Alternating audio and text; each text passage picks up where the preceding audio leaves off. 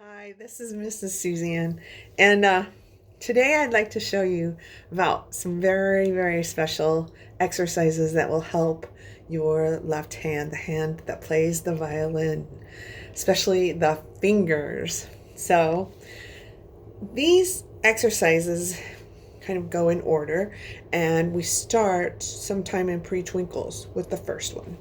So I will show you number one. First, use your violin hand. That's your left hand. Make sure your feet are in playing position. And then here's your hand. Now, some people play like this. That's not quite right. So we need to get it like this. So we draw. Here, I'll show you. Draw. Can you see it? Oops, no, you can't. See that curve? And then these are two dots. And they're a smiley face, right? So if you have that smiley face and you've got, a 3 or 4-year-old, and it's easy to tell them, turn it so the smiley face is pointing to your nose. So that's high enough as if you were playing the violin, right? So then you zip it out. I'm going to have to go like this. You've got to be looking at the smiley face the whole time. Sometimes you can just do this for focus. Look at the smiley, you looked away. That's the game where you turn off the music if they look away, and then when they look back, they can hear the music. Anyway, but this one is to help them so they don't do this, which brings this. We really don't want that, do we? So this is learning how to move in this area, that flange. And in the beginning, it's really easy to do it all together. Just like that, really soft. I'm just really relaxed. And tucka, down, up. Because we need 10,000 tuckas, of course. So even though this isn't a bow exercise, it's still good to incorporate a tucka, stop, because the whole thing works together. So we've got our smiley face. You can see right there. I should be able to, no, can't do it. Okay. Tucka, stop. 1, 2, ready, go. Tucka, down, up. 1, 2, ready, go. Tucka, down, up. 1, 2, ready, go. Tucka, down, up. And then a little faster. 1, 2, ready, go. Tucka, down, up. 1, 2, ready, go. Tucka, down, up. And if you see him doing tucka, stop. And you can put your finger right here and ask them to touch your finger. And see, it's a little maybe overdone, but better to nip the other one. We don't want this. I just recently had a student who was doing that. So tucka, down, up. 1, 2, ready, go. Tucka, down, up. 1, 2, ready, go. Tucka, down, up. And they like it, that's fun. Okay, now, after that, then we do, let me make sure I got this in the right order. It's been a while since I taught. So, then we do with their hand this way. Again, and their elbow, is perpendicular to the floor because they're looking at the smiley face. So that's very helpful, isn't it? For when we play. So anyway, here you can teach them 1, 2, 3, 4. And you can draw little dots on their fingers, on the fingertip. And you be sure to do it on the thumb side. That's from Rhonda Cole. Thumb side of the fingertip. I will say, Rhonda taught Jimmy Carter's daughter, as if this qualifies her as a wonderful teacher. And I'm wrong. I mean, she's a wonderful teacher anyway. But so now we've got these little dots. Can you see them? So that's where you're going to tap. 1, good. And just tell them first a few times. 2, 3, 4. I'm sure they can figure it out. So then you ask them, what is this? Well, that's 1. What is this? That's 2. And do it in order. What is this? It's 3. What's this? 4. And so now ask them, shut your eyes. Just close your eyes and then see 1, 2, and they say it, and then 3, and then 4. Then open your eyes and do it mixed up. 1, 3, 2, 4. So they're learning 2 things here. They're learning to feel where their fingers should be touching the string. Not here, not here. You know, right here. And that's right where my callus is. Anyway, so, and also, it's a really good brain exercise, and they're keeping this pronated posture. I call it pronated. I'm not sure if that's the right word. Let's just say perpendicular. That's a nice difficult word.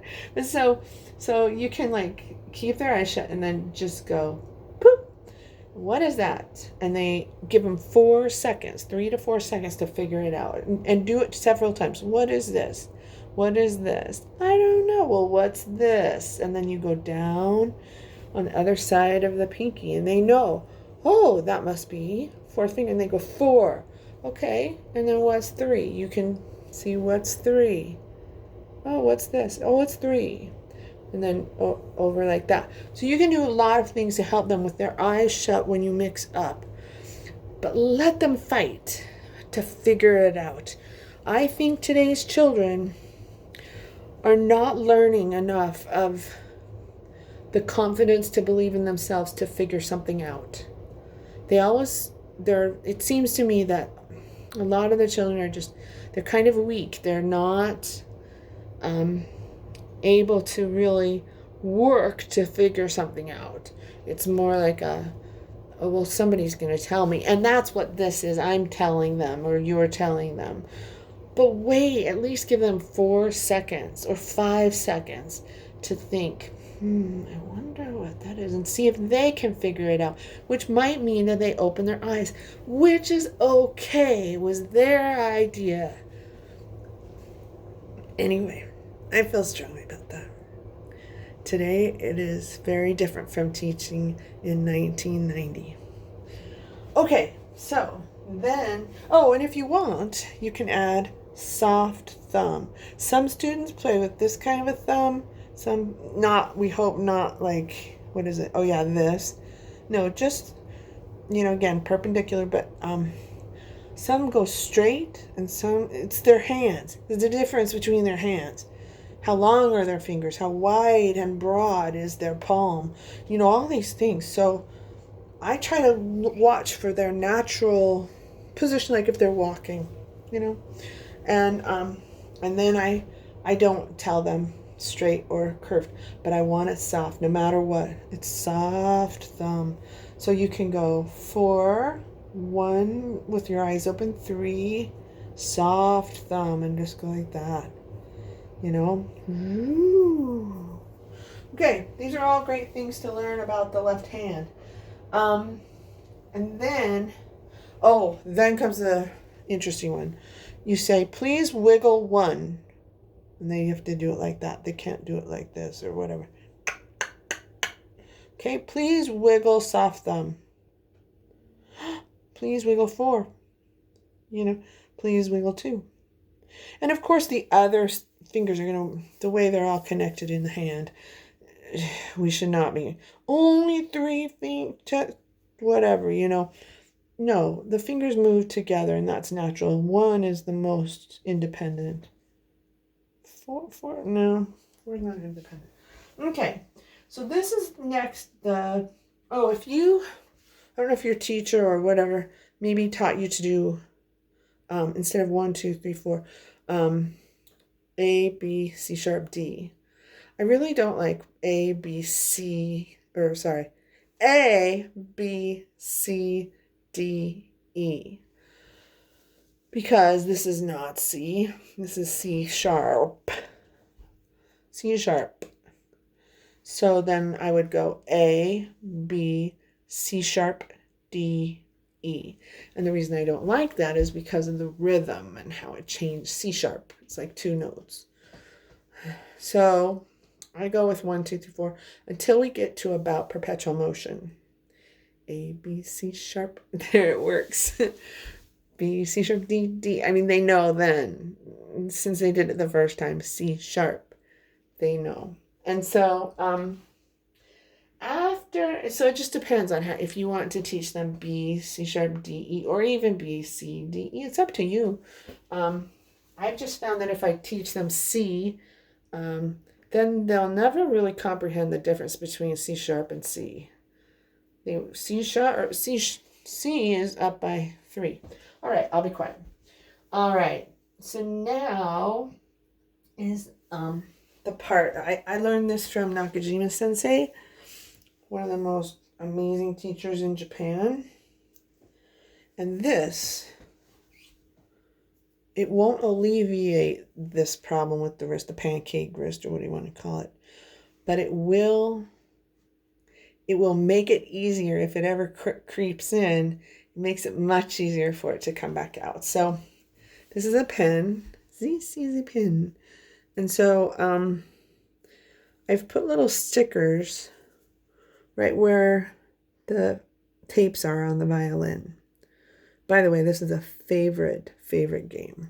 So the big one, this one, that's for number 1. Now I try to hold it up here. Here's a 1. Oh, here, let's see.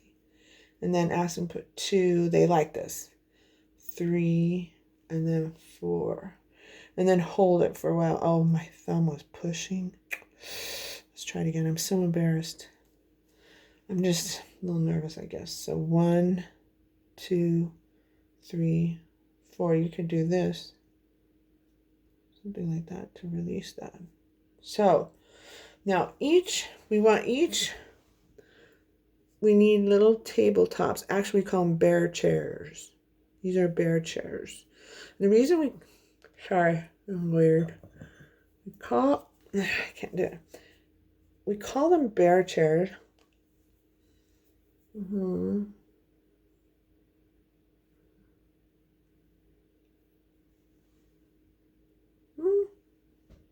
Here.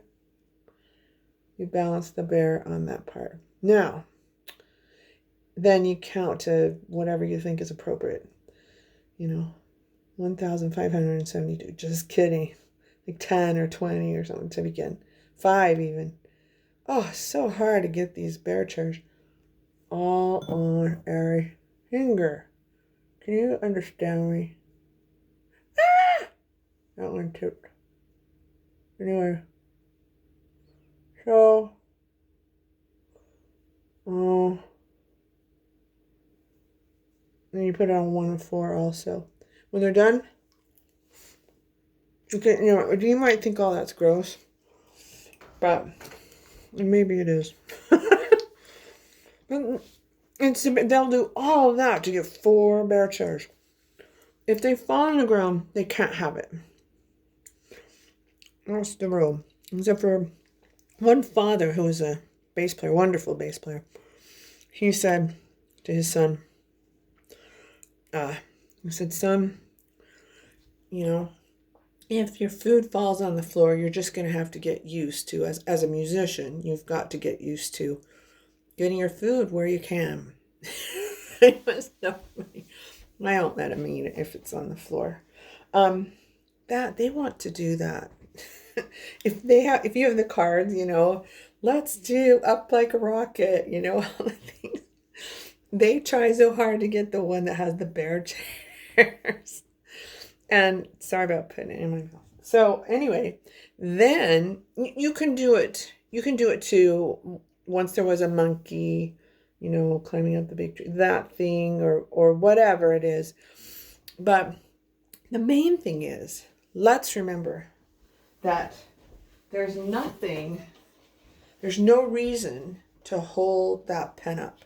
I'm holding the pen, and there's just no reason. That's the problem. This is why we get this, because this is sort of heavy, a little bit heavy, this violin part. And if you put it, and it's kind of down here, like that, then you're worried about it falling, In fact, you're so worried that you do this. Oh, now you can see the smiley face. But so you feel a need to hold that violin up, because you didn't do enough of this. Just holding it like this and dancing around, and listening to funnies, and then stop, freeze, and all these kind of exercises. You gotta do a lot of that, even after they're doing these exercises. And that's how it works, because they're excited, because they're learning how to do their fingers on their violin, and they're holding the violin without their fingers, and it makes for good technique, I believe, from my experience. Anyway, so I know it's all very silly, but it's a good way to do it. The pen, especially from Miss Nakajima, is just so helpful when and if, okay, a lot of times they do. When this happens, you can say, oh, what about the bear chairs? Because the bear chairs go like this. And then they'll go, oh. So have a great day. Thanks.